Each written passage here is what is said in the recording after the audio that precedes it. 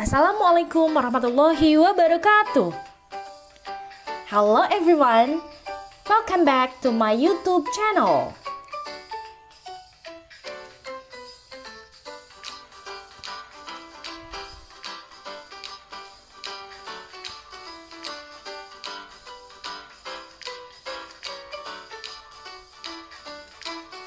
In this video, we are going to talk about biographical recount. Have you ever found an article about someone's biography on book, internet, or magazines?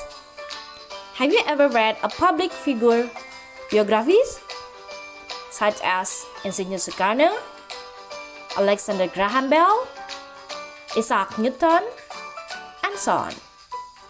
Nah, teks biografi ini biasanya menceritakan tentang pengalaman hidup seseorang yang ditulis oleh orang ketiga. Tokoh-tokoh terkenal yang diceritakan dalam biografi ini adalah orang-orang luar biasa yang memberikan pengaruh besar atau perubahan hebat terhadap dunia, sehingga namanya dituliskan dalam sejarah. In this video, we would like to talk about four things. The first is definition of biographical recount. The second is social function. The third is language features. And the last is an example of biographical recount. Okay, now let's learn it in detail. Apa sih biographical recount itu? Biographical recount is a detailed description or account of a person's life and written by someone else. Nah, biographical recount ini adalah deskripsi lengkap tentang pengalaman hidup seseorang yang dituliskan oleh orang lain. It is non-fiction text. Nah, biografi ini bentuknya adalah non-fiksi atau ada dalam dunia nyata. Okay, I have some pictures about popular figures. Can you guess who is on the first picture? True, he is Alexander Graham Bell. He found a telephone. Then next picture, who is he? Right, he is Insinyur Soekarno, the first president in our country. And who is the last picture? Yes, of course, she is Dewi Sartika, a famous woman who made a great changes for emancipation. Well, now let's continue to social function of biographical recount, atau fungsi sosial dari teks biografi. There are two functions. The first is to know a person's story about his or her life outside of any accomplishments this person may be known for. Fungsi yang pertama adalah untuk mengetahui perjalanan hidup seseorang, termasuk pencapaian-pencapaian apa saja dalam hidupnya. The second is to give many information easily and educate the readers. Yang kedua adalah untuk memberikan banyak informasi dan mengedukasi pembaca. Well, karena biografi ini menceritakan tentang perjalanan hidup dan pencapaian seseorang semasa hidupnya, maka akan ada pesan moral yang sangat berharga yang bisa dijadikan pelajaran bagi kita selaku pembaca. Nah, itu dia tentang social function biographical recount. Then, we have generic structure, atau bisa kita sebut sebagai struktur teks. Okay, the first is orientation or introduction. Bagian yang pertama ini adalah pembuka. Ya, it is the opening paragraph, paragraf pembuka. It gives the readers the background information of the person. Nah, di bagian pembuka ini memberikan pembaca informasi tentang biografi seseorang. Misalkan nama lengkapnya, kapan lahirnya, di mana lahirnya, keluarga, tempat tinggal, dan sebagainya. The second structure is events. In events should be chronological order. Nah, jadi dalam events ini menceritakan pengalaman hidup tokoh tersebut, dimulai dari masa kanak-kanak, dewasa, menikah, sampai akhirnya menutup usia, apabila tokohnya sudah meninggal. Next, the third is reorientation or closing. Nah, ini bagian penutup. It consists of conclusion or a comment of the writer. Nah, berisi penutup atau komentar dari penulis. Bisa juga tell about the achievement or the contribution of the person. Nah, berisi tentang pencapaian atau kontribusi dari orang tersebut. Nah, itu dia untuk bagian dari struktur teks. Let's continue to language features atau unsur kebahasaan. Apa saja unsur kebahasaan yang menjadi ciri khas teks recount? Yuk kita lihat. Yang pertama adalah using simple past. Karena ini menceritakan tentang peristiwa yang terjadi di masa lalu, maka otomatis jenis tenses yang kita gunakan adalah simple past.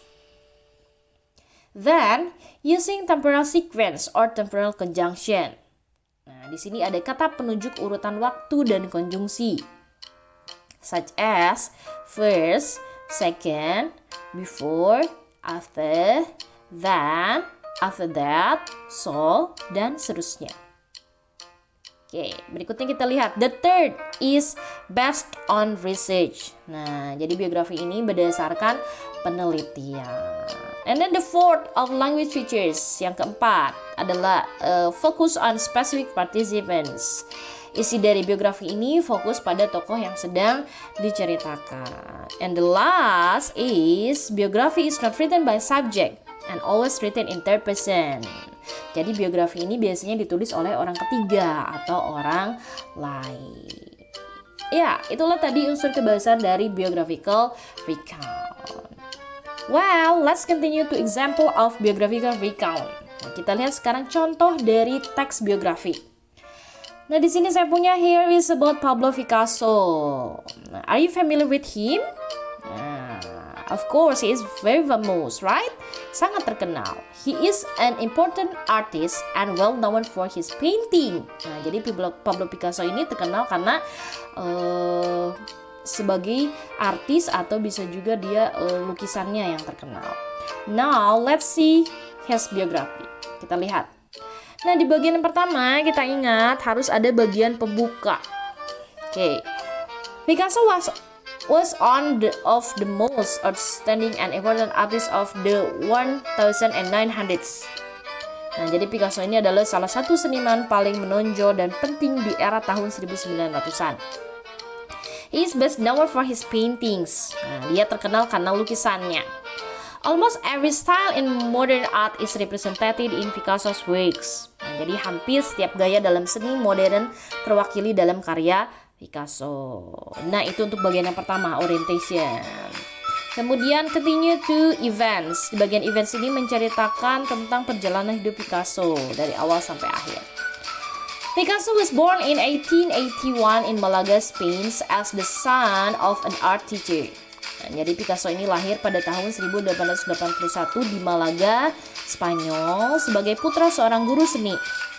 He studied painting from his father and his college level course of study of the Academy of Arts in Madrid. Ia belajar melukis dari ayahnya dan program studi tingkat perguruan tinggi di Akademi Seni di Madrid. Okay, let's continue. Nah, di sini untuk bagian events ini it can be more than one paragraph, bisa lebih dari satu paragraf.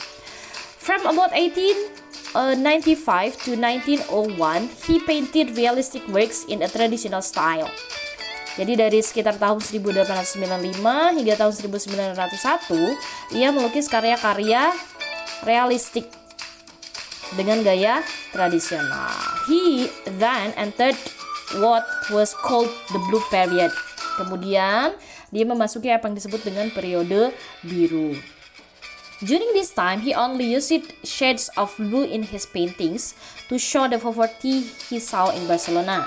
Nah, jadi selama masa periode ini, ia hanya menggunakan nuansa biru dalam lukisannya untuk menunjukkan kemiskinan yang ia lihat di Barcelona.